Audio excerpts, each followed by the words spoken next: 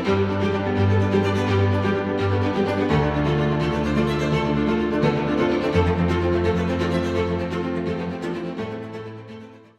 morning, welcome back to our Spanish adventures. We have just got back from the builder's yard, and as you can see the truck's fully loaded. We've got the makings of the camper. Yay! Woo! Excited.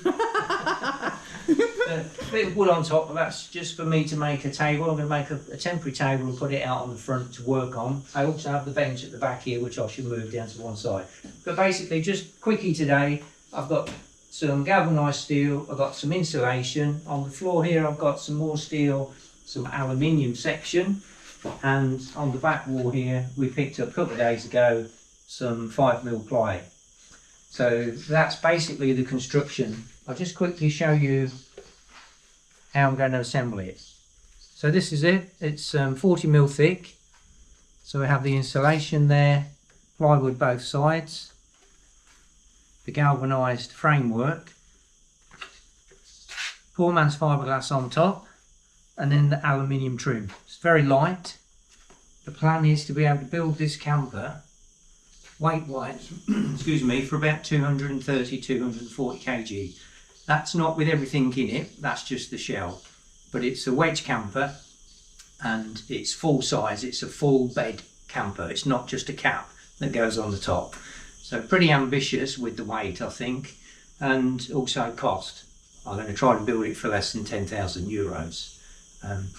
What we've bought today, and the plywood probably is about 1,000 euros. It's everything that goes inside the camper, the air conditioning and all that sort of thing. But I'll cover all that later on and give you full spec of what's going in and so on. But for now, we've got the makings of a camper. So what I'm doing at the moment is I've got the this piece of ply is the base that goes inside the truck bed, and I've cut my steel to go around the outside. I've cut some intermediate bars to go in the middle here, and I've bonded these together. There's two of these to go in. Cut my XPS, which is 40mm insulation, and just cut some plywood. And what will happen is I'll bond the plywood to the top of the XPS, like so.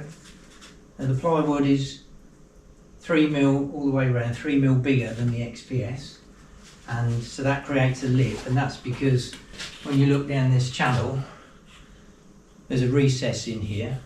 So the plywood will go in there. So I'll run a bead of glue in here, and then the XPS will be bonded to this raised section, and the plywood will go inside that channel. That'll just give me a stronger connection. So this will just go on here like this. Like that. So I'll glue this to the top of this first, then I'll glue these in here, intermediate bars in and so on, fill it all up. Not gluing anything down on this baseboard, because once this is all in and connected up, I want to flip the whole thing over, and then I'll bond the baseboard back onto this. And that means using two different types of glue. So I need to put wood glue on here, and then the special adhesive that I'm using that bonds the wood to the metal. So most of it's glued together. There will be screws as well, just to give it that extra strength. The clamps around the edge are to hold everything square, so that's all nicely squared up. So once this glue has gone off and I start pushing these in here, I've got something to push against, hold it all in place. That's basically how the whole camper will be constructed. If you've seen a previous video, you'll know that I already made this sample up. And so, XPS, my plywood both sides, and my steel. Now on one side I used normal wood glue, like this, to bond it to the XPS, the plywood to the XPS. On the other side I used this type of glue. They both were very, very successful. I couldn't get that off again without the XPS all breaking and shattering. But for ease, the wood glue is easy to put on, that's hard to spread. So perfect for putting the plywood to the steel, but the normal wood glue. And I'm not using the tight bond, which is the glue that I use to put the canvas down, because that's very expensive. And I don't need it to be that waterproof.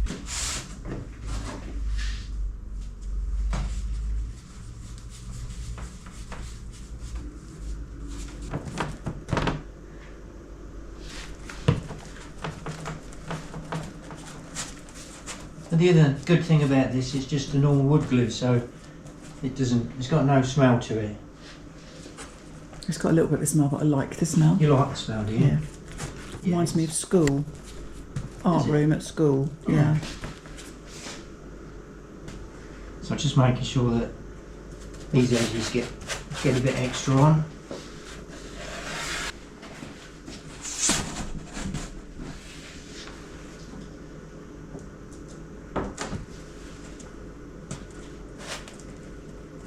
That's the other good thing, you can move this about. Okay.